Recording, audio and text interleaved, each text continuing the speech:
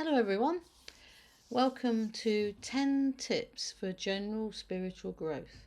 I'm Sharon Barber from Quantum Trance Healing, Bengal Rose Healing, and my guides have been giving me celestial tips for various subjects, spiritual subjects, and they are on my YouTube channel. If you haven't subscribed already, please do. The link will obviously be in here.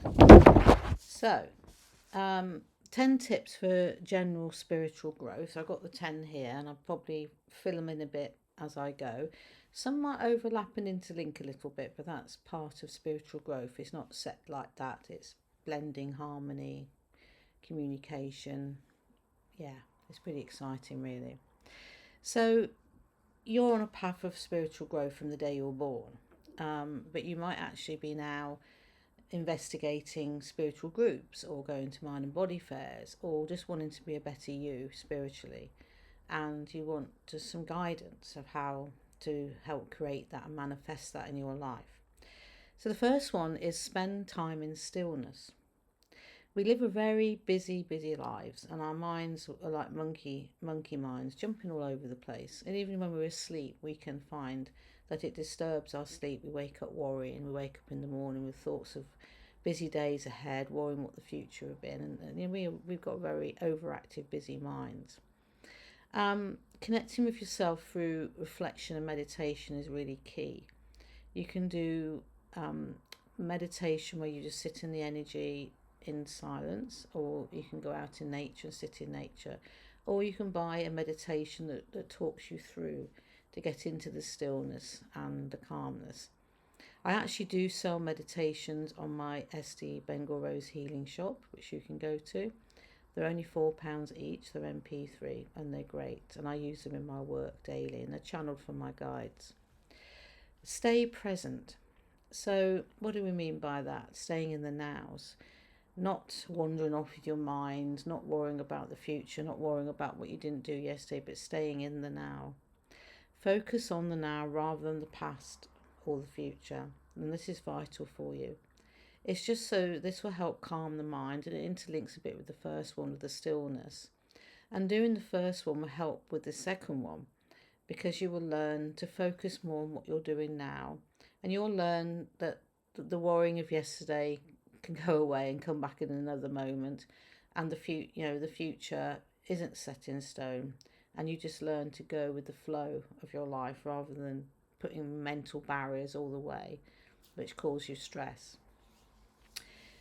Number 3 is trust your intuition. Now, this is something connected with your soul plan, connected with the higher being, higher self, which looks after you from day one of birth and before, because they set your plan. Um, and it's an inner knowing. It's a knowing when something's right or wrong. And as a lot of things are laid out in your soul plan, that's the intuition of accepting and just linking to it and knowing when something's right. And you get that feeling like I need to go there but not there. Follow that instinct. Even you might have 10 other people telling you no, you're not right, but if that's your instinct, it's right for you. And you remember, your life is different to theirs. You're unique. You don't have to follow the crowd. If you're drawn to do something different and you feel it's right for you, obviously something safe and whatever, but obviously, within boundaries, then go for it. And how can you learn to tap into your intuition? Again, through meditation, connecting to your soul. I've got a meditation connecting with that and the soul plan, and that will help you with your connections, because the meditation will take you through a process to do this. Practice gratitude is number 4. We live our lives, and we do have a lot to be, might be negative a lot of the time, but we actually have an awful lot to be grateful for. And it can be family, friends, health, a house over your roof, food, help from people, whatever it is. Or you might be the giver. You might be the giver and you're grateful that you can give and help people. But gratitude, it's quite good to do a gratitude journal and have something by your bed at night. You can just write in what you've been grateful for the day. And you can even add to that how you think you can improve for a better day tomorrow. And that helps to manifest a really positive process. Number 5 is let go of what no longer serves you. Now, this is very vital for any spiritual growth. We do something called deep core healing. Now, deep core healing deals with any trauma, past trauma, and it's a method to help you learn to deal with this. And you can do this on your own. There's a workbook which is available on Amazon, and I also have a book which helps with the process of this, and it's on a Kindle as well. And it's all about learning about you, the uniqueness of you, and how you've seen your perception of your life. And if somebody has hurt you, you know, and you've blocked it out and moved on, but you haven't really dealt with it, and healing happens in layers and layers and layers and layers. So you might do some healing and think, oh well, okay, I've dealt with that, and then something else might happen in a year's time that re-triggers it because there's more to come away. Do you see what I mean? So the deep core healing process for the spiritual journey is an ongoing process while you're on your spiritual growth. And it's part of it. It's part of recognizing this. And when you start to recognize what you need to peel away to make you a better person and to refine yourself of who you are uniquely, then that is a great ascension point for you. Number 6 is keep an open mind.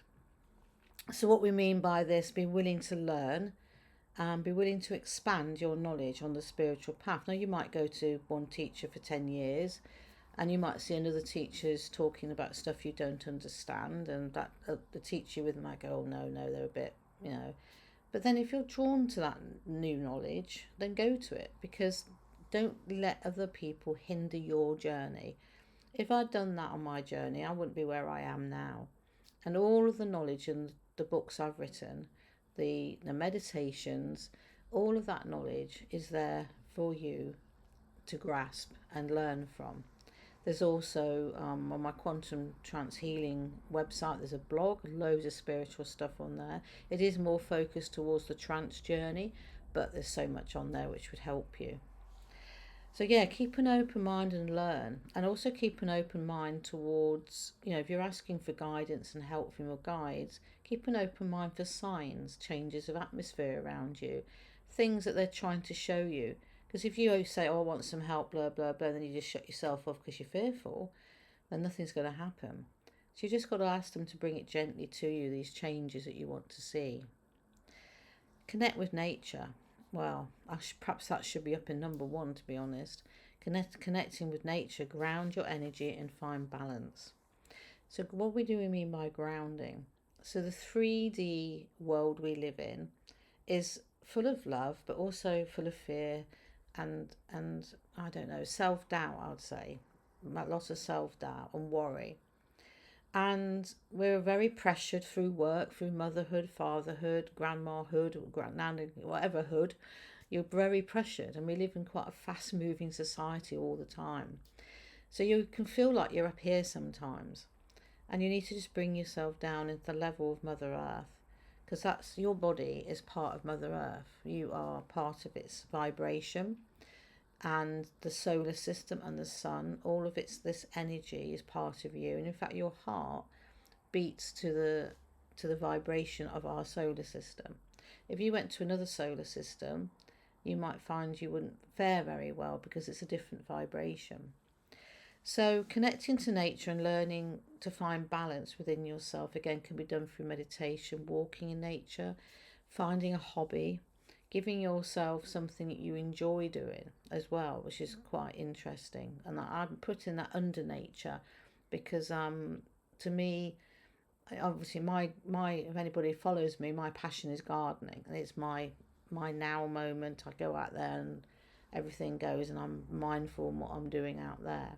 So a hobby can be very similar, but going out in nature is so key because you're connected to it and you're part of it, and help look after the planet and help look after nature.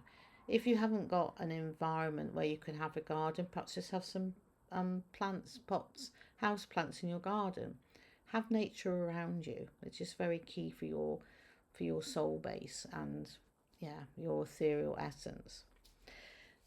Number 8, be kind and compassionate. As it's to yourself. We'll start with you. You be kind and compassionate to yourself. Be forgiving, and you can learn You can't be in 20 places at once. You need to, you know, give yourself time, give yourself, be number one, because if you're the best, you can then give out to others, can't you? So just remember that. And then, yeah, be kind and compassionate to others. Try and be a bit more understanding. I try my best to do that, but sometimes that human side of me, I have a bit of I have quite a high tolerance of people. So if they muck me around or piss me off, because I'm only human, I try to be forgiving and compassionate. But then I've got to a point now where you can't help everybody. So there's certain ones I say to my guides, well, can I do anything here? And they say no. Send love and healing and move on. Yes, no, you can help here. So I listen to that intuition of my guides. Reflect regularly is number 9. Learn from your experiences, your mistakes, and growth, and keep a growth journal. Now, this is really important because if, say, today you see this video and you think, right, I'm going to listen to Sharon, I'm going to take note of this and start this spiritual growth, and yeah, I've got some ideas, yes, let's move forward. And if you keep a journal of what you feel and what you've done, then you can actually, use that in a year's time and think, gosh, I was there, but now I'm here.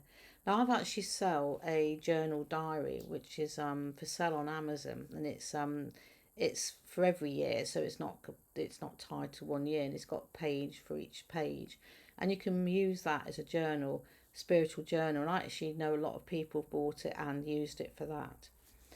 And number 10, stay consistent. So what do we mean by that? If you one day think, I'm going to meditate, then you don't do anything for 3 weeks, that's not really going to help. You need to do meditation, I would say, once or twice a week at a regular time, in the day and week. You don't have to sit for hours. It can be 5 minutes, 10 minutes, and just start putting into your daily routine little bits and patterns. So you could think, okay, drop the kids at school, and I've got a free hour. I'm going to just go for a little walk up to the park and back, just observe some nature, or I'm going to sit and meditate for 10 minutes in the house, and just use and try to do it consistently, because that's what's going to help you. Being sporadic really doesn't help. And if you really want to change and create an everlasting spiritual self and grow, that's important.